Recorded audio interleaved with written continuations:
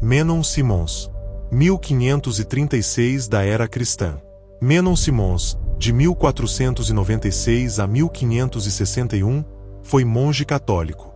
Iniciou o ministério católico em 1524, mas se converteu ao anabatismo evangélico em 1536. O irmão de Simons havia morrido no ano anterior, em lutas da revolta de Munzer. A tristeza fez Simons repensar a sua vida religiosa no catolicismo. O irmão de Menon filiou-se a um grupo não pacífico de anabatistas e pereceu numa luta com as autoridades, em 1535.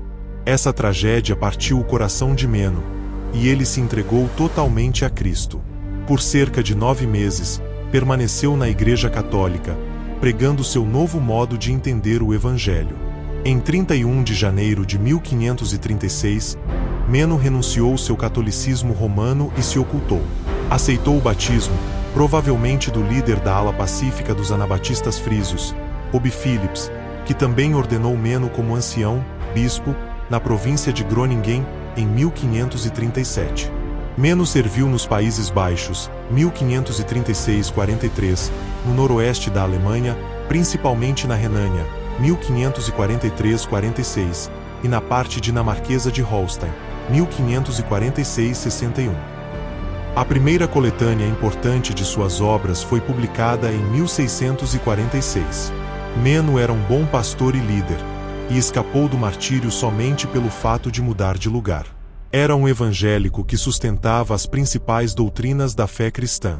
Diferia de Lutero e de Calvino na sua defesa do batismo apenas dos crentes, por ensinar a doutrina da paz e da não resistência e por rejeitar o juramento. Tomava como certa a separação entre Igreja e Estado. Elvel, 2009, p. 1033. Se destacou como pregador entre os anabatistas e organizou muitas igrejas de modo que essas igrejas foram chamadas de menonitas, devido à sua liderança. Menon Simons saiu da Igreja Católica e a Igreja Católica também saiu dele, ou seja, se converteu de fato. Simons escreveu uma autobiografia endereçada a Gelli Cita estabelecendo diferença entre o anabatismo pacifista que ele aderira e a reforma de Thomas Müntzer. Ao mesmo tempo, Simons vincula definitivamente a marca pacifista ao anabatismo. Os erros de Münster não poderiam repetir-se.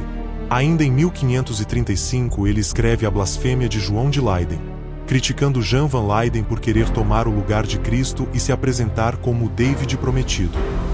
Ele é um anticristo. Nosso único pastor é Cristo. Simons insiste com os seus leitores em que os cristãos não têm permissão para lutar com a espada. A única arma que devemos usar é a palavra de Deus, que é uma espada de 2 gumes. Em seu escrito mais importante, O Fundamento da Doutrina Cristã, de 1539, ele faz um longo apelo à tolerância. Entre os anabatistas, Menon Simons conheceu o pentecostalismo e escreveu defendendo o falar em línguas.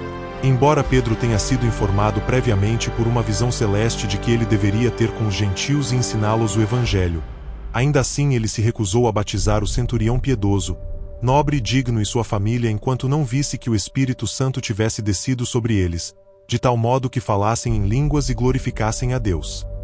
Pedro ordenou que deveriam ser batizados apenas aqueles que receberam o Espírito Santo, que falassem em línguas e que glorificassem a Deus, o que compete somente aos crentes, e não a crianças de colo.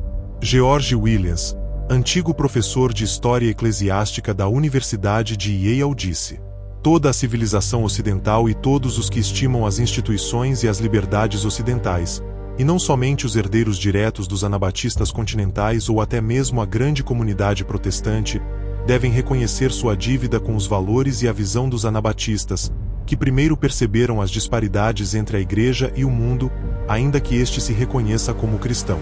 Estão inclusos entre os descendentes diretos dos anabatistas os Amish, os Luteritas e as igrejas menonitas.